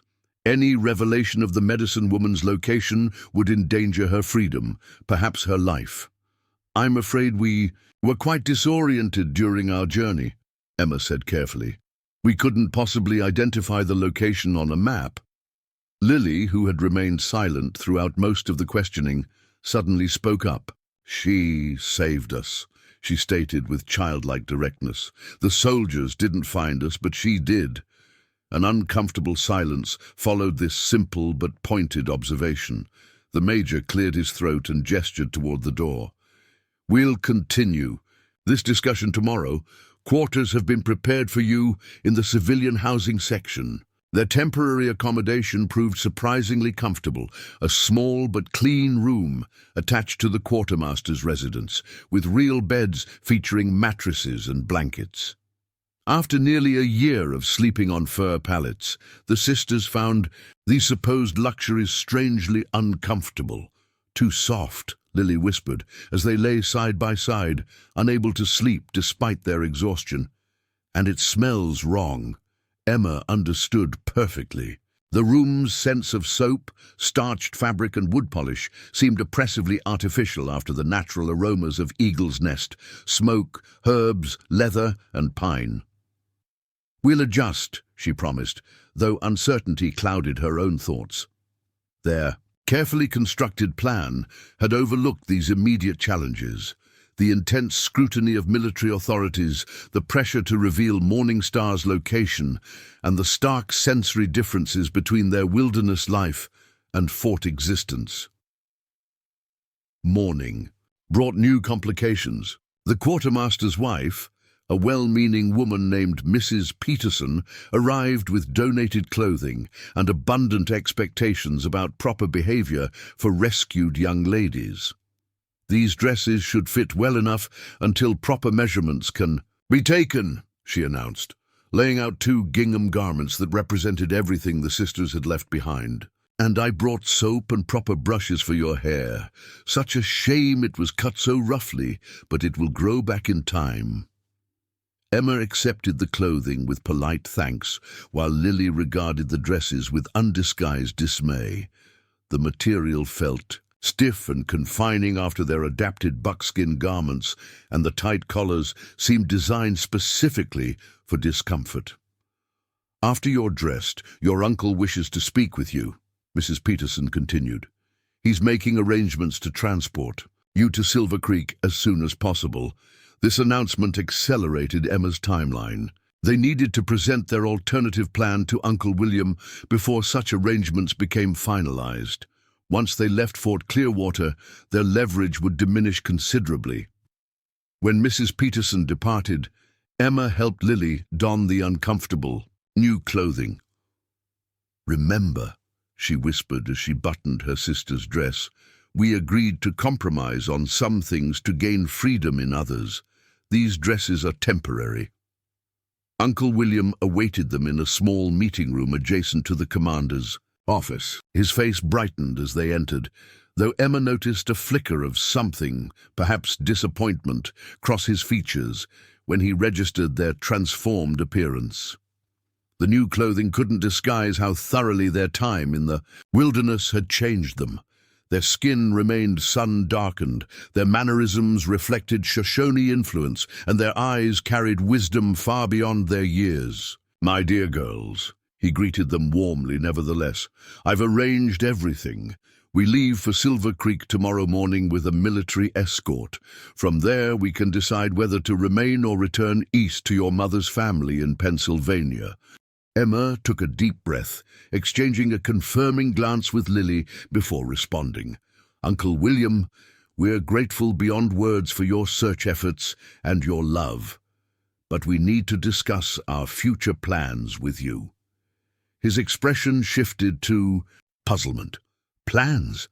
But surely you're eager to return to normal life after such hardship. Our understanding of normal has changed," Emma explained carefully. "The months with our Shoshone guardian taught us invaluable knowledge that we don't wish to abandon." She outlined their proposed compromise: living with their uncle in Silver Creek, receiving proper education, and participating in community life, while maintaining connection to the wilderness skills and indigenous wisdom they had acquired. This would include regular returns to the forest for continued learning and practice of their new abilities. Uncle William's face registered increasing confusion as Emma spoke. When she finished, he shook his head slowly.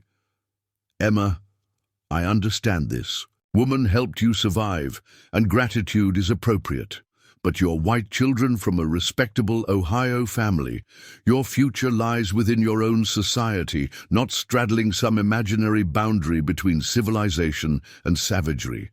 "It's not savagery," Lily interjected with unexpected firmness. "Morning Star knows more about healing plants than Dr. Bennett does. She can read weather better than the Fort Scouts. She taught us to live when everyone else thought we were dead." Williams' expression softened at Lily's passionate defense, but his position remained unchanged. "Lily, dear, you're far too young to make such determinations about your future. And Emma, while I respect your maturity, you cannot fully understand the social implications of what you're suggesting. Young ladies who associate openly with Indians become outcasts in decent society." "We're already different," Emma countered. 10 months in the wilderness has changed us in ways that can't be undone by simply resuming our former lives." "There." Uncle sighed heavily, running a hand through his graying hair. "Girls, I've spent every waking moment since learning of the massacre searching for you. I've exhausted my savings, neglected my business, and lived with grief I wouldn't wish on my worst enemy.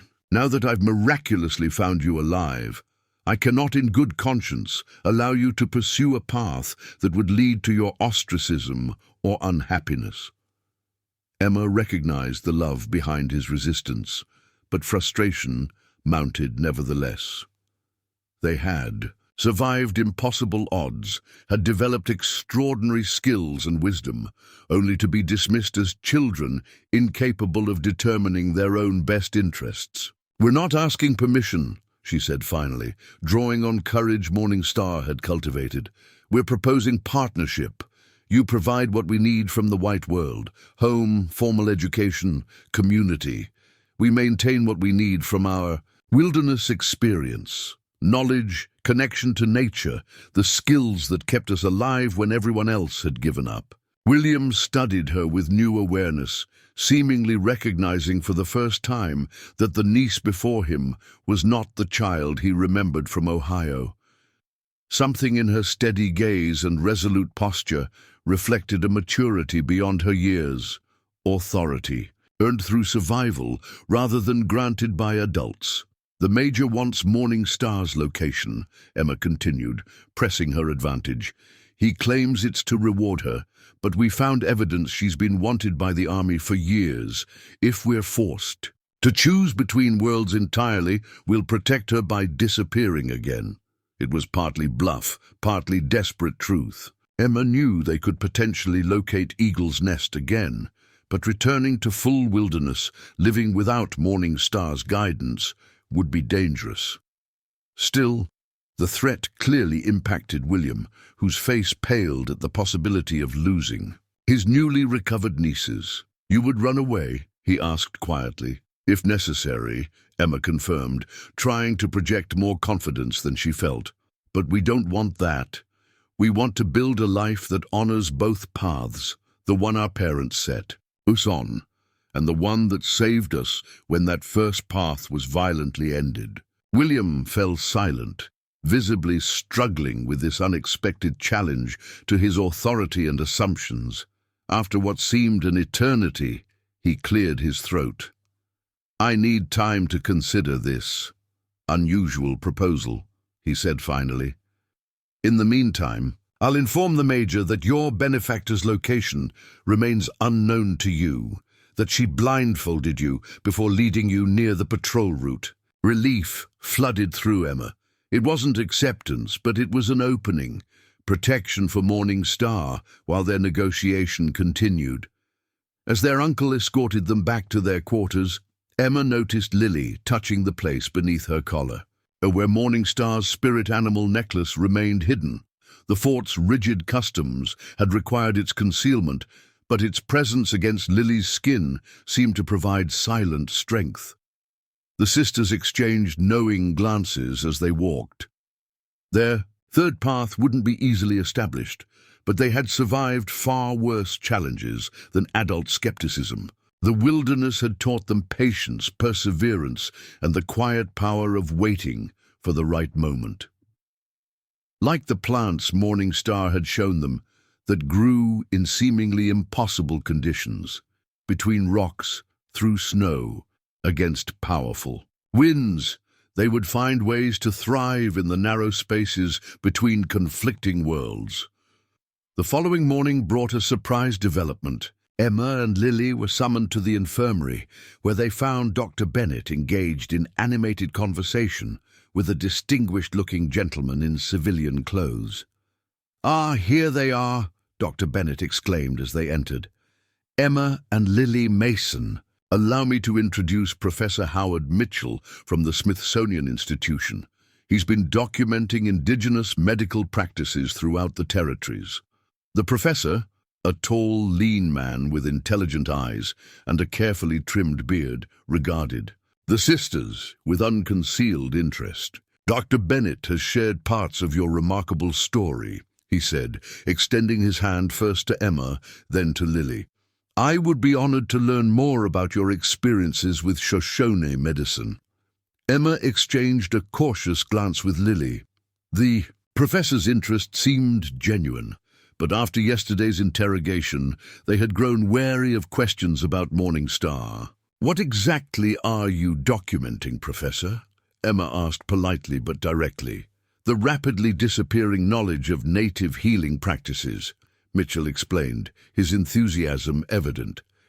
"Western medicine has much to learn from indigenous traditions that have developed over thousands of years.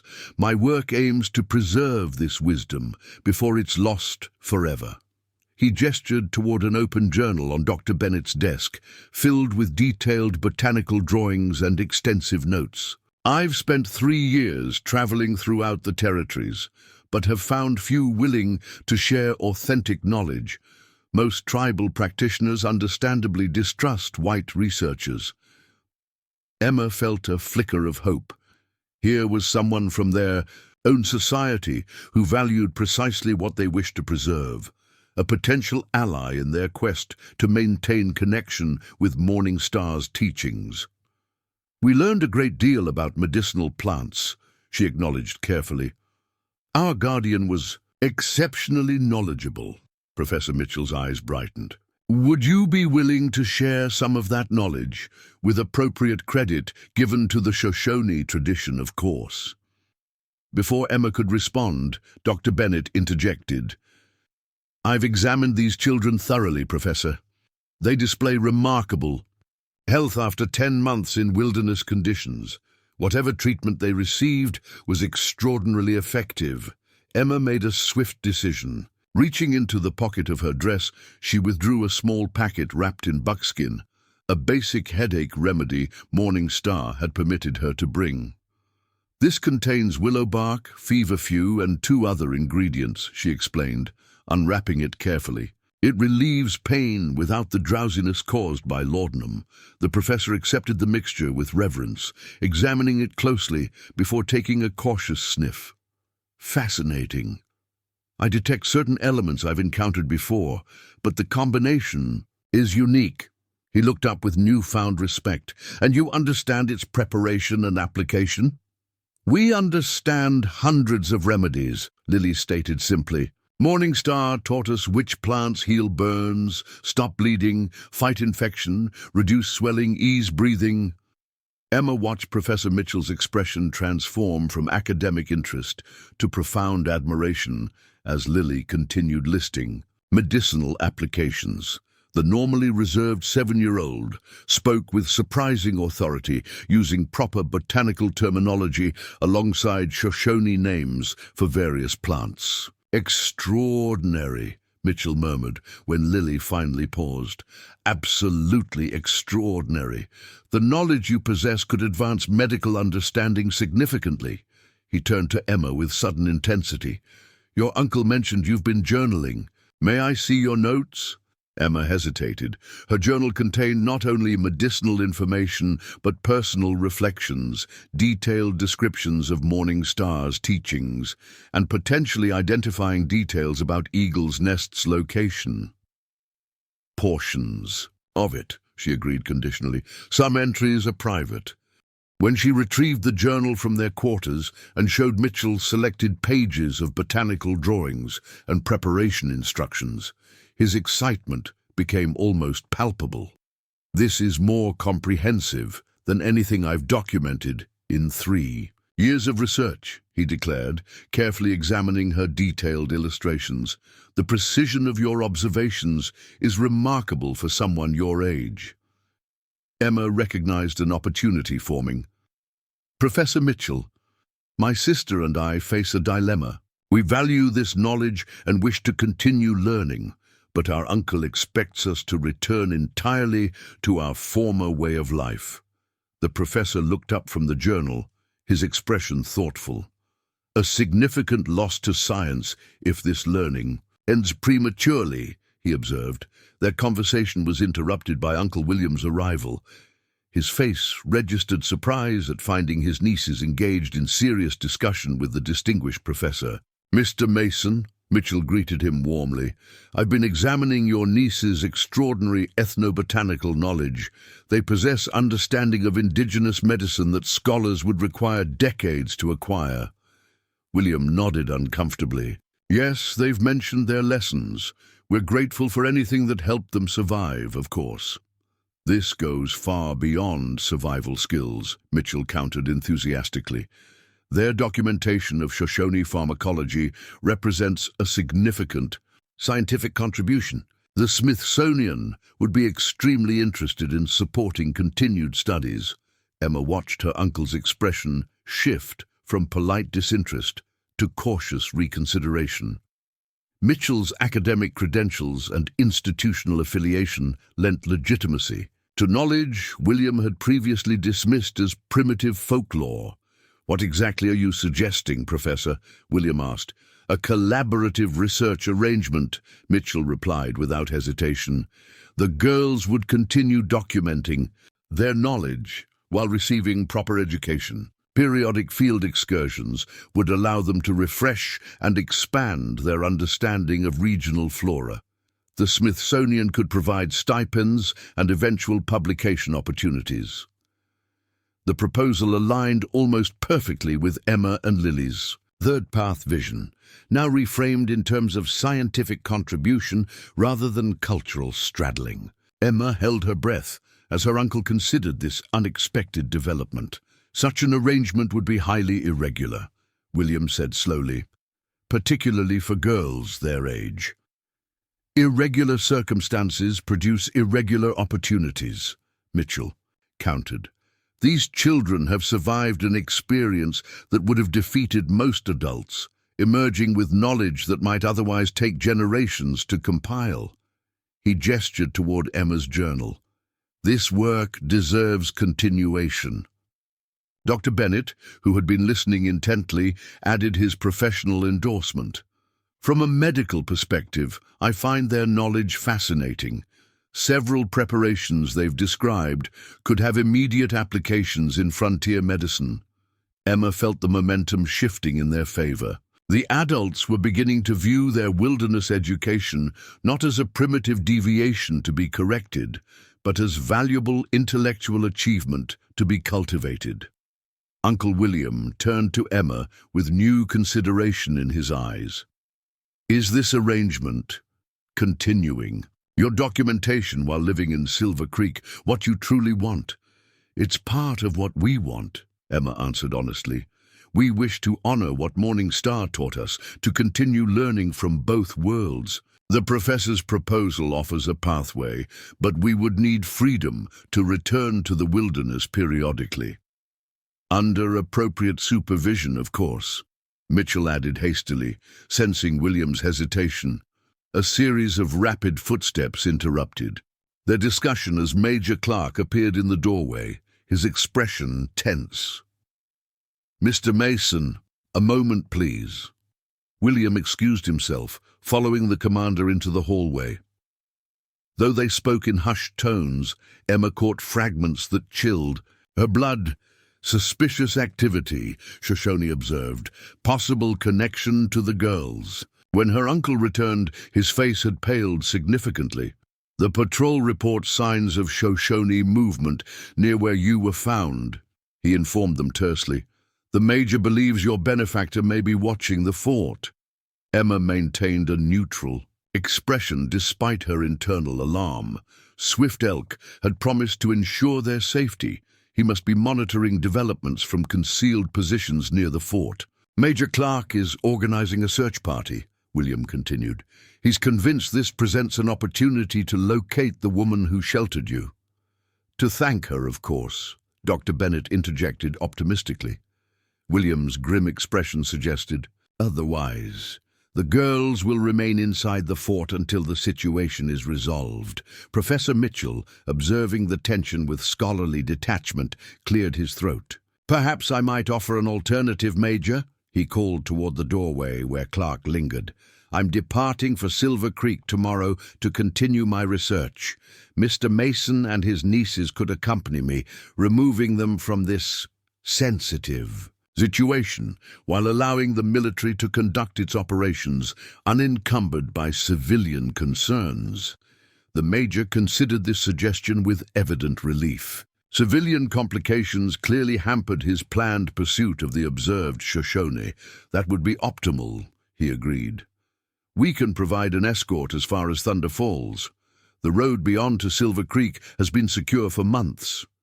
Emma could hardly believe this sudden resolution. Mitchell's proposal had not only advanced their third-path vision, but now offered escape from Fort Clearwater before the military could organize an effective search for Morning Star or Swift Elk. Uncle William, torn between concern for his nieces, safety and relief at removing them from military interrogation, nodded agreement. We'll prepare for departure immediately.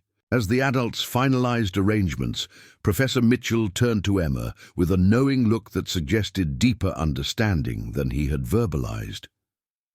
Sometimes science requires diplomatic flexibility, he murmured, particularly when preserving knowledge that might otherwise be lost to misunderstanding. In that moment, Emma realized they had found not merely an academic ally, but a moral one, someone who recognized the value of building bridges between worlds rather than enforcing their separation.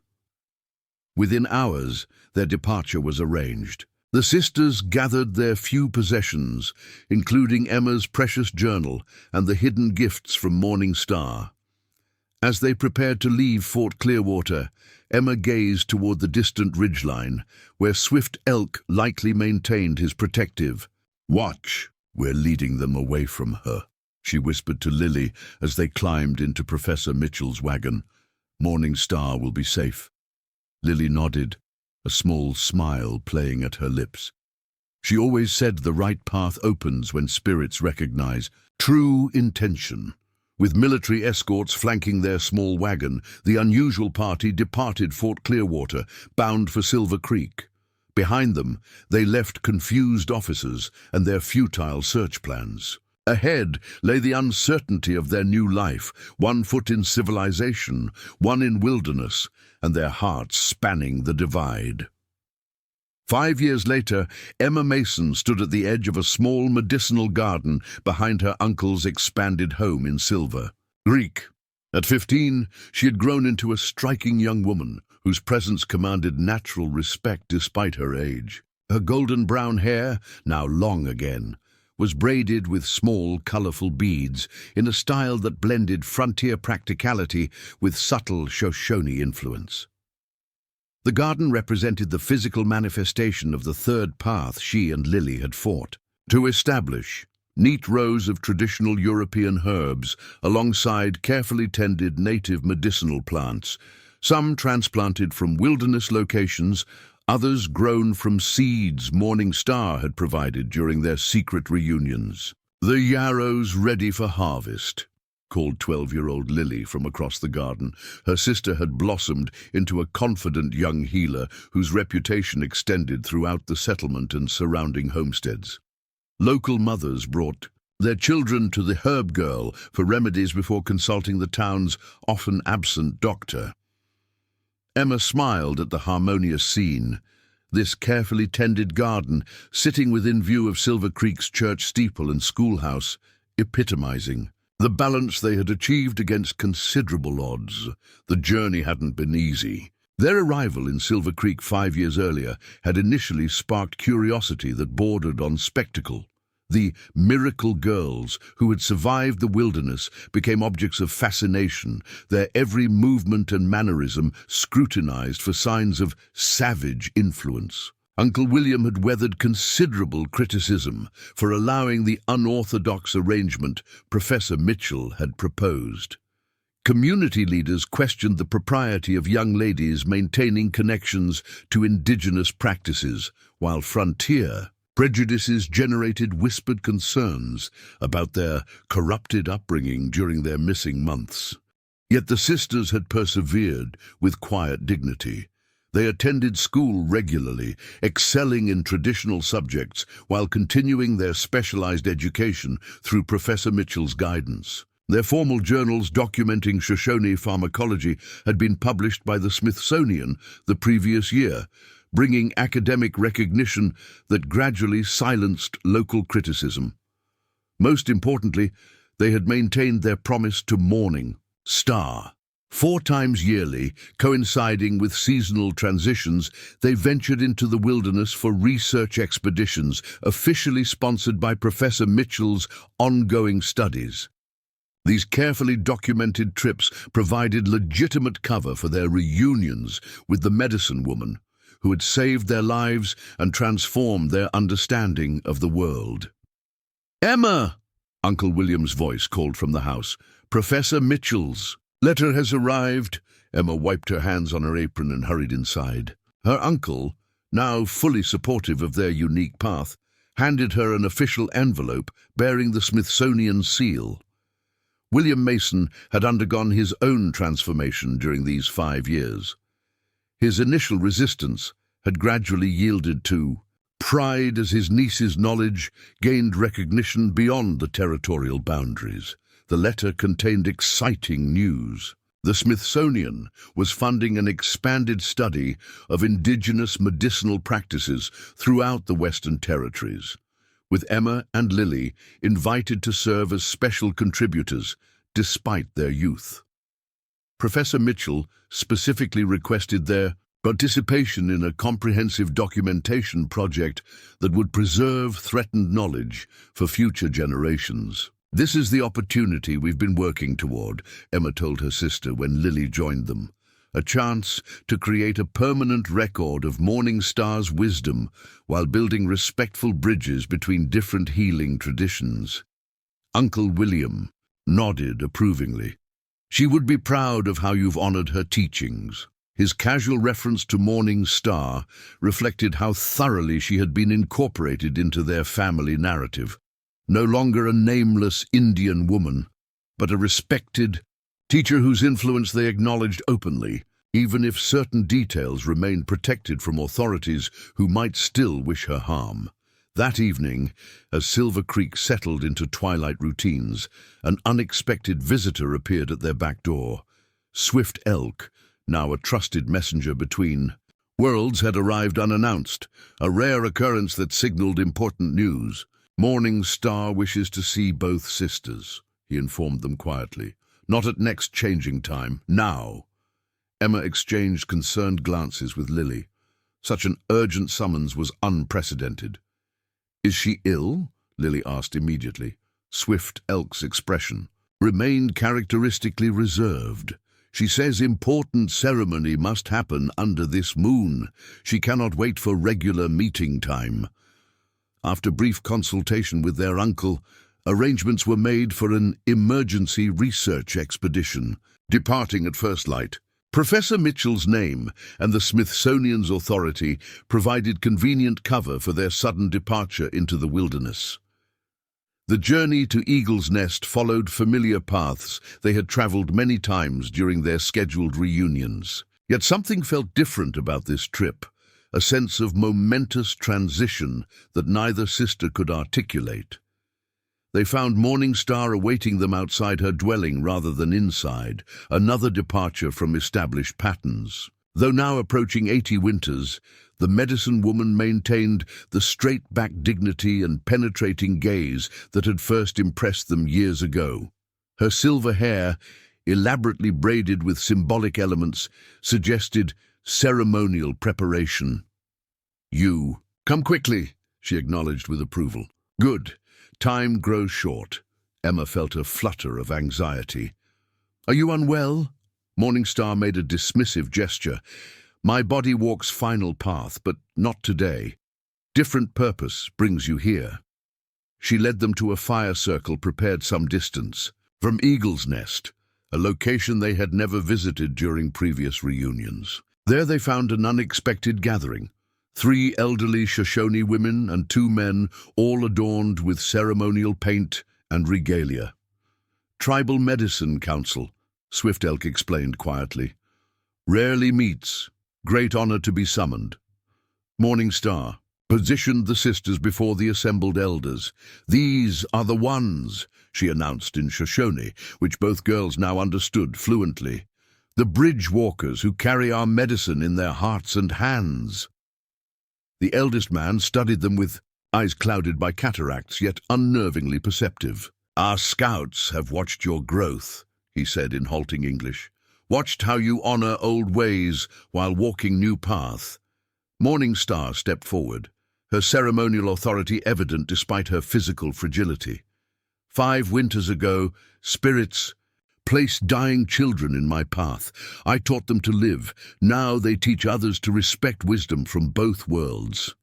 With deliberate movements, she unwrapped a bundle none of them had seen before, an ancient medicine pipe carved from red stone, its surface worn smooth by generations of hands. "This pipe belonged to my grandmother's grandmother," Morning Star explained. "Passes only to those who will continue medicine teachings with pure hearts. Today, it passes to you." Emma gasped softly. The significance of this gesture wasn't lost. On her, Morning Star was designating them as her legitimate successors, a profound honor traditionally reserved for blood relatives or formally adopted tribal members. "We aren't Shoshone," Emma said respectfully. The eldest council member nodded. "Not Shoshone by birth, Shoshone by spirit path, different but same." Morning Star held the pipe toward them. "Knowledge does not belong to one people, belongs to all who respect its power and purpose. You build bridge where others build walls. This makes you worthy carriers of ancient medicine." With trembling hands, Emma accepted the sacred object. Its weight felt both physical and symbolic, the responsibility of preserving wisdom that might otherwise disappear as elders passed and cultures collided. As the council members softly chanted blessings, Morning Star explained the full significance of their summons. The territorial governor had signed a treaty restricting indigenous movement, confining tribes to designated areas far from their traditional medicine gathering grounds. The council feared their medicinal knowledge would die within a generation as access to sacred plants diminished. But you walk freely between worlds, Morningstar concluded. You gather plants, preserve teachings, speak language of both peoples.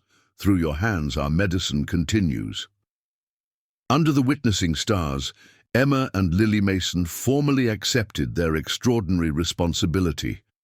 The ceremony that followed, parts of which they were instructed never to reveal to outsiders, sealed their unique status as designated knowledge keepers for traditions not of their birth heritage.